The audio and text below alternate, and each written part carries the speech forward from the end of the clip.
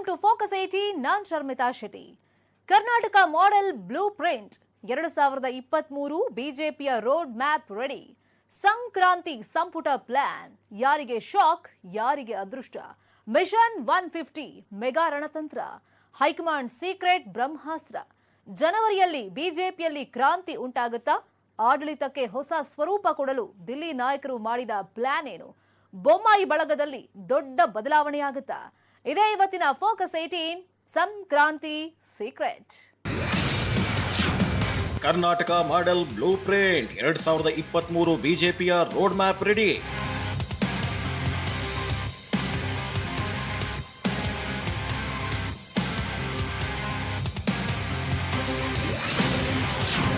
ಸಂಕ್ರಾಂತಿ ಸಂಪುಟ ಪ್ಲಾನ್, ಯಾರಿಗೆ ಶಾಕ್ ಯಾರಿಗೆ ಅದೃಷ್ಟ.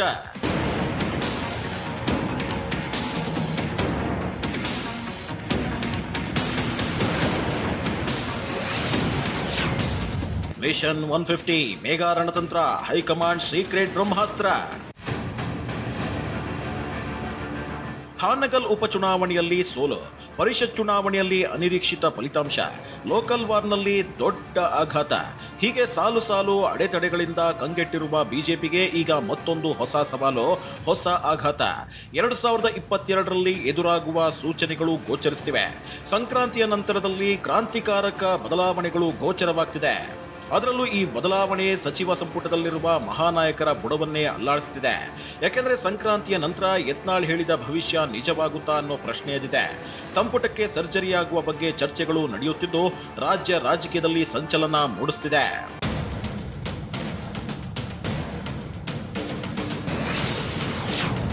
ಸರ್ಜರಿಗೂ ಮುನ್ನ ಭರ್ಜರಿ ಸ್ಟ್ರಾಟಜಿ.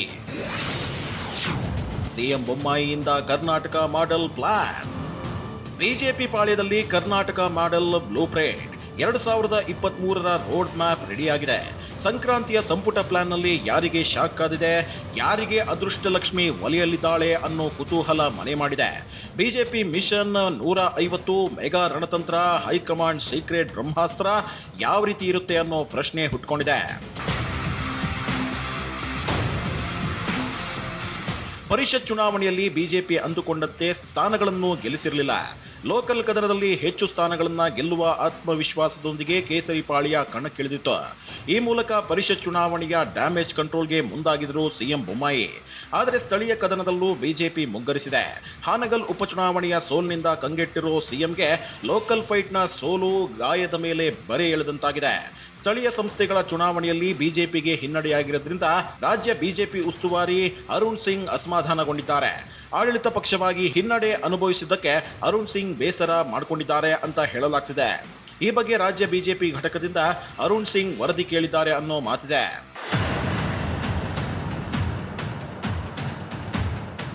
ಸಚಿವರು ಬಿಜೆಪಿ ಶಾಸಕರ ಕ್ಷೇತ್ರಗಳಲ್ಲಿ ಹಿನ್ನಡೆಗೆ ಕಾರಣವೇನು? ಘಟಾನುಘಟಿಗಳ ಕ್ಷೇತ್ರದಲ್ಲಿ ಬಿಜೆಪಿ ಸೋಲು ಕಂಡಿದ್ದು ಹೇಗೆ? ಪಕ್ಷೇತರರ ಮುಂದೆ ಕೇಸರಿ ಕಲಿಗಳು ಮಂಡಿ ಊರಿದ್ದು ಹೇಗೆ? ಸಮನ್ವಯತೆ ಕೊರತೆನಾ ಅಂತ ಪ್ರಶ್ನೆ ಮಾಡಿರುವ ಅರುಣ್ ಸಿಂಗ್ ಈ ಬಗ್ಗೆ ಸಂಪೂರ್ಣ ಮಾಹಿತಿ ಕೇಳಿದ್ದಾರೆ ಅಂತ ಹೇಳಲಾಗುತ್ತೆ. ಈ ನಡುವೆ ಬಿಜೆಪಿ ಪಾಳ್ಯದಲ್ಲಿ ಸಂಪುಟ ಪುನರ್ರಚನೆಯ ಮಾತುಗಳು ಕೇಳಿ ಬರ್ತಿವೆ. ಹೈಕಮಾಂಡ್ ಬೊಮ್ಮಾಯಿ ಬಳಗಕ್ಕೆ ಆಪರೇಷನ್ ಮಾಡಲು ಮುಂದಾಗಿದ್ದು ಮುಹೂರ್ತ ಕೂಡ ಫಿಕ್ಸ್ ಆಗಿದೆ ಅನ್ನೋ ಮಾತುಗಳಿವೆ. 2023ರ ವಿಧಾನಸಭಾ ಚುನಾವಣೆಯನ್ನ ಗುರಿಯಾಗಿಟ್ಕೊಂಡೆ ಈಗಾಗಲೇ ರೋಡ್ ಮ್ಯಾಪ್ ತಯಾರಾಗ್ತಿದೆ. 150 ಮಿಷನ್ ಇಟ್ಕೊಂಡಿರೋ ಹೈಕಮಾಂಡ್ ಇದನ್ನೇ ಗಮನದಲ್ಲಿಟ್ಟುಕೊಂಡು ಆಡಳಿತ ಸರ್ಕಾರಕ್ಕೆ ಬಿಸಿ ಮುಟ್ಟಿಸಲು ಮುಂದಾಗಿದೆ ಅನ್ನೋ ಮಾತಿದೆ.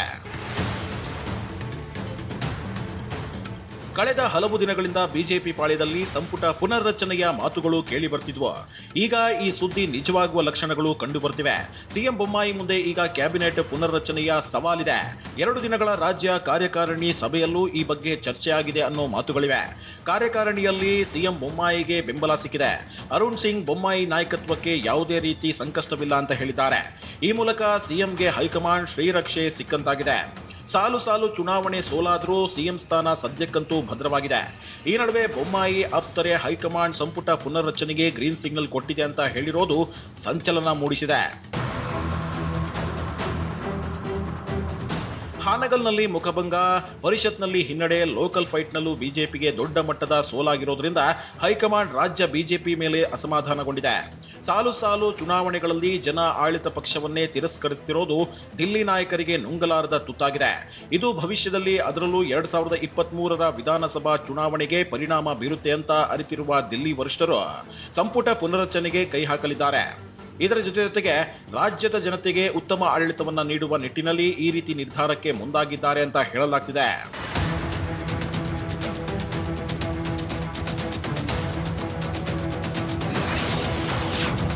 ಜನವರಿ ಅಂತ್ಯಕ್ಕೆ ಸಂಪುಟ ಪುನರ್ರಚನೆಯಾಗುತ್ತಾ? ಫೆಬ್ರವರಿಯಲ್ಲಿ ಜಂಟಿ ಅಧಿವೇಶನವಿದ್ದು ಅದಕ್ಕೂ ಮೊದಲು ಅಂದ್ರೆ ಜನವರಿ ಅಂತ್ಯದೊಳಗೆ ಸಿಎಂ ಬೊಮ್ಮಾಯಿ ಸಂಪುಟ ಪುನರ್ರಚನೆ ಮಾಡಬಹುದು ಅನ್ನೋ ಮಾತುಗಳಿವೆ. ಬಿಜೆಪಿ ಪಾಳ್ಯದಲ್ಲಿನ ಬದಲಾವಣೆ ಬಗ್ಗೆ ಒಂದಲ್ಲ ಒಂದು ಬಾಂಬ್ ಸಿಡಿಸೋ ಫೈರ್ ಬ್ರ್ಯಾಂಡ್ ರಾಜಕಾರಣಿ ಬಸವನಗೌಡ ಪಾಟೀಲ್ ಯತ್ನಾಳ್ ಕಳೆದ ಹಲವು ದಿನಗಳಿಂದ ಸರ್ಕಾರದಲ್ಲಿನ ಬದಲಾವಣೆ ಬಗ್ಗೆ ಸುಳಿವು ಕೊಟ್ಟಿದ್ರು. ಗುರುವಾರ ಕೂಡ ಈ ಬಗ್ಗೆ ಪುನರುಚ್ಚರಿಸಿದ್ರು. ಜನವರಿ 14ರ ಬಳಿಕ ಸರ್ಕಾರದಲ್ಲಿ ದೊಡ್ಡ ಬದಲಾವಣೆಯಾಗಲಿದೆ, ಸಂಪುಟ ಪುನರಚನೆಯಾಗಲಿದೆ. ಈ ಬಗ್ಗೆ ಸಿಎಂ ಸುಳಿವು ಕೊಟ್ಟಿದ್ದು ನನಗೆ ಪಕ್ಷ ಸಿಹಿ ಸುದ್ದಿ ಕೊಡಲಿದೆ ಅಂತ ಯತ್ನಾಳ್ ಹೇಳಿಕೆ ನೀಡಿದ್ದಾರೆ. ಏನೂ ಹೇಳೋದಿಲ್ಲ, ಬದಲಾವಣೆ ಬ್ಯಾಡತ್ತು ಹೇಳೋದಿಲ್ಲ.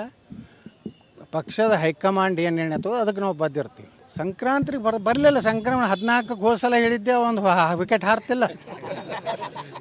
ಈಗ 14ಕ್ಕೆ ತಡ್ರಿ ಮಾತ್ರ ಭಾಳ ನೋಡ್ರಿ. ಸುಮ್ಮ ಅದು ಭಾಷಣದಲ್ಲಿ ಸಹಜವಾಗಿ ನಾವು ಮಾತಾಡಿರ್ತೀವಿ. ಯಾಕಂದ್ರೆ ಈಗಿನ ನಮ್ಮ ಗೃಹ ಮಂತ್ರಿಗಳು ಒಳ್ಳೆಯವರಿದ್ದಾರೆ, ಪ್ರಾಮಾಣಿಕರಿದ್ದಾರೆ, ಸ್ವಲ್ಪ ಗಟ್ಸ್ ಇದ್ದವ್ರು ಬೇಕಿಲ್ಲಿ. ಅವರು ನಾ ಹೇಳಿದೆ, ಅರಣ್ಯ, ಕಂದಾಯ, ಗ್ರಾಮೀಣ ಅಭಿವೃದ್ಧಿಗೆ ನಮ್ಮ ಸೂಕ್ತ ಅದಾರ.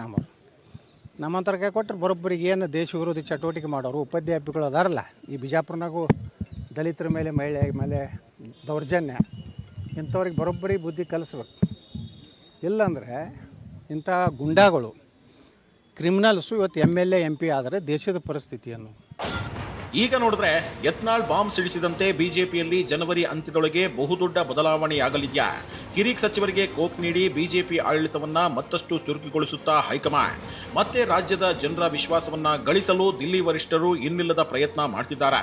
ರಾಜ್ಯಕ್ಕೆ ಉತ್ತಮ ಆಡಳಿತ ನೀಡಬೇಕು ಅನ್ನೋದು ವರಿಷ್ಠರ ಬಯಕೆ ಕೂಡ ಹೌದು.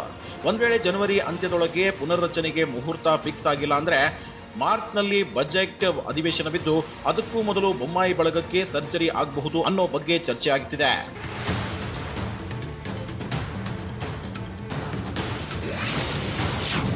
ತವರು ಜಿಲ್ಲೆಯಲ್ಲಿಯೇ ಸಿಎಂಗೆ ಸೋಲಿನ ಕಹಿ.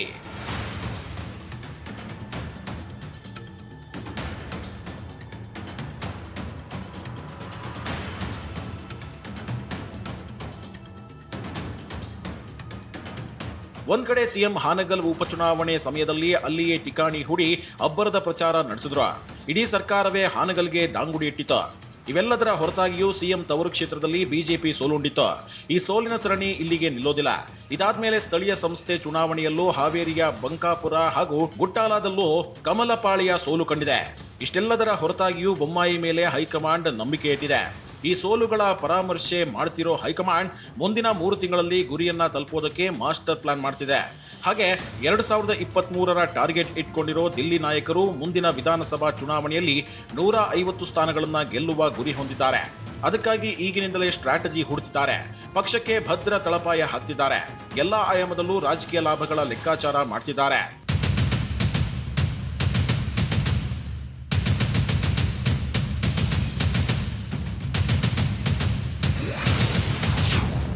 ಅಸಮರ್ಥ ಸಚಿವರಿಗೆ ಕಾದಿದ್ಯಾ ಶಾಕ್? ಹೊಸ ಮುಖಗಳಿಗೆ ಸಿಗುತ್ತಾ ಅವಕಾಶ? ಈ ಬಗ್ಗೆ ಹಲವು ದಿನಗಳಿಂದ ಕೇಸರಿ ಪಾಳ್ಯದಲ್ಲಿ ಗುಸುಗುಸು ಮಾತುಗಳು ಕೇಳಿ ಬರ್ತಿವೆ. ಅಸಮರ್ಥ, ಉತ್ತಮ ಅಧಿಕಾರ ನೀಡದೇ ಇರುವ ಸಚಿವರಿಗೆ ಗೇಟ್ ಪಾಸ್ ಆಗುತ್ತಾ? ಕಿರಿಕ್ ಸಚಿವರಿಗೆ ಕೋಕ್ ನೀಡಿ ಹೊಸ ಮುಖಗಳಿಗೆ ಮಣೆ ಹಾಕಲಾಗುತ್ತಾ ಅನ್ನೋ ಕುತೂಹಲ ಸೃಷ್ಟಿಯಾಗಿದೆ. ಯಾರು ತಮ್ಮ ಇಲಾಖೆಗಳಲ್ಲಿ ಸರಿಯಾಗಿ ಕೆಲಸ ಕಾರ್ಯ ನಿರ್ವಹಿಸದಿಲ್ವೋ, ಯಾರು ಹೆಸರಿಗೆ ಮಾತ್ರ ಸಚಿವಗಿರಿ ಇಟ್ಕೊಂಡು ಅವರ ಇಲಾಖೆಯಲ್ಲಿ ಶೂನ್ಯ ಸಾಧನೆ ಮಾಡಿದ್ದಾರೆ, ಚುನಾವಣೆ ಟೈಮ್ನಲ್ಲಿ ಪಕ್ಷದ ಪರ ಕೆಲಸ ಮಾಡದೆ ಒಳಗೊಳಗೆ ಸಂಚು ಮಾಡಿದವರಿಗೂ ಶಾಕ್ ಕಾದಿದ್ಯಾ ಅನ್ನೋ ಚರ್ಚೆ ಹುಟ್ಟುಹಾಕಿದೆ ಈ ಸಂಪುಟ ಸರ್ಜರಿ ವಿಚಾರ. ಈ ಹಿನ್ನೆಲೆಯಲ್ಲಿ ಹೊಸ ಮುಖಗಳಿಗೆ, ಯುವಕರಿಗೆ ಮಣೆ ಹಾಕುವ ಸಾಧ್ಯತೆ ಹೆಚ್ಚಿದೆ ಅನ್ನೋ ಮಾತುಗಳು ಕೇಳಿ ಬರ್ತಿವೆ.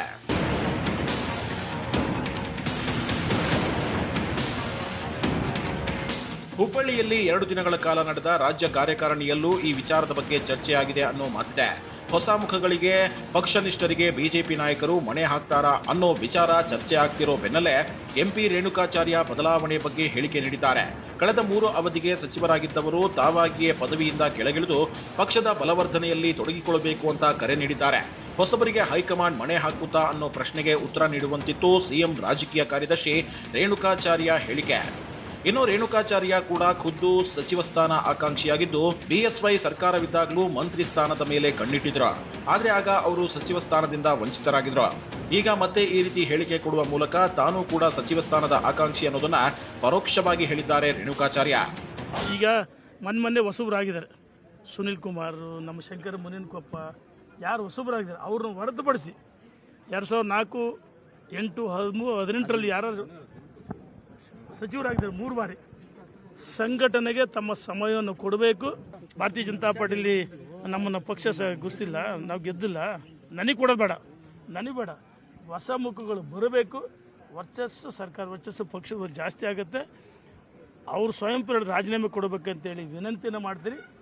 ನಾವು ಶಾಸಕರು ಈಗಾಗಲೇ ಚರ್ಚೆ ಮಾಡಿದ್ವಿ. ನಮ್ಮ ವರಿಷ್ಠರನ್ನ, ಮುಖ್ಯಮಂತ್ರಿಗಳನ್ನ ಭೇಟಿ ಮಾಡಿ ಹೊಸ ಮುಖಗಳು ಆದ್ಯತೆ ಕೊಡ್ರಿ ಅಂತೇಳಿ ವಿನಂತಿನ ಮಾಡ್ತೀನಿ. ರೇಣುಕಾಚಾರ್ಯ ಹೇಳಿಕೆ ಕೊಟ್ಟ ಬೆನ್ನಲ್ಲೇ ಹಿರಿಯ ಸಚಿವ ಕೆಎಸ್ ಈಶ್ವರಪ್ಪ ತಾವು ರಾಜೀನಾಮೆ ಕೊಡುವುದಾಗಿ ಹೇಳಿದ್ದಾರೆ. ಈ ಹಿಂದೆ ಬಿಎಸ್ವೈ ಸರ್ಕಾರದ ಟೈಮ್ನಲ್ಲೂ ಕೂಡ ಹಿರಿಯ ಸಚಿವರನ್ನ 2-3 ಬಾರಿ ಮಂತ್ರಿಯಾದವರನ್ನು ಸಂಪುಟದಿಂದ ಕೈಬಿಡಲಾಗಿತ್ತು ಅಂತ ಹೇಳಲಾಗಿತ್ತು. ಆದರೆ ಆ ಟೈಮ್ನಲ್ಲಿ ಹಿರಿಯ ಮಂತ್ರಿಗಳಿಗೆ ಕೋಕ್ ನೀಡಿರಲಿಲ್ಲ. ಆದರೆ ಈಗ ಟ್ರೆಂಡ್ ಬದಲಾಗಿದೆ. ಆಗ ಬಿಜೆಪಿಗೆ ಇದ್ದ ವರ್ಚಸ್ಸು ಈಗ ಕಡಿಮೆ ಆದಂತೆ ಕಾಣ್ತಿದೆ. ಸಾಲು ಚುನಾವಣೆಗಳಲ್ಲಿ ಬಿಜೆಪಿ ಸೋಲ್ತಾ ಇರೋದ್ರಿಂದ ದಿಲ್ಲಿ ನಾಯಕರಿಗೆ ಬದಲಾವಣೆ ಮಾಡೋದು ಕೂಡ ಅನಿವಾರ್ಯವಾದಂತೆ ಕಾಣ್ತಿದೆ.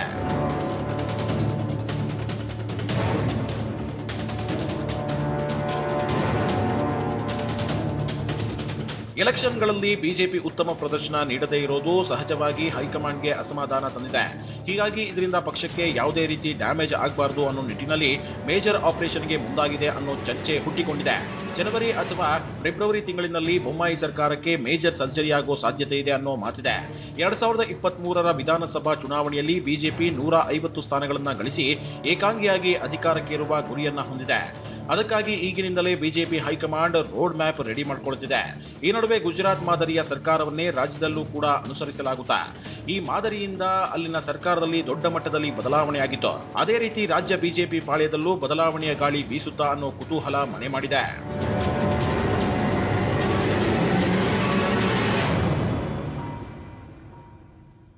ಕಮಲಕೋಟೆಯಲ್ಲಿ ಕೇಳಿ ಬರ್ತಾ ಇರೋ ಅದೊಂದು ಚರ್ಚೆಯ ಹಿಂದಿನ ರಹಸ್ಯವೇನು? ಬೊಮ್ಮಾಯಿ ಬಳಗದಿಂದ ಹಳಬರಿಗೆ ಸಿಗುತ್ತಾ ಗೇಟ್ ಪಾಸ್, ಹೊಸ ಮುಖಗಳಿಗೆ ಪಕ್ಷ ನಿಷ್ಠರಿಗೆ ಜೈ ಅನ್ನುತ್ತಾ ಹೈಕಮಾಂಡ್. ಗುಜರಾತ್ ಮಾದರಿಯ ಸರ್ಕಾರ ರಾಜ್ಯದಲ್ಲೂ ಜಾರಿಗೆ ಬರುತ್ತಾ? ಈ ಬಗ್ಗೆ ಮಾಹಿತಿ ಕೊಡ್ತೀವಿ ಬ್ರೇಕ್ ಆದ್ಮೇಲೆ.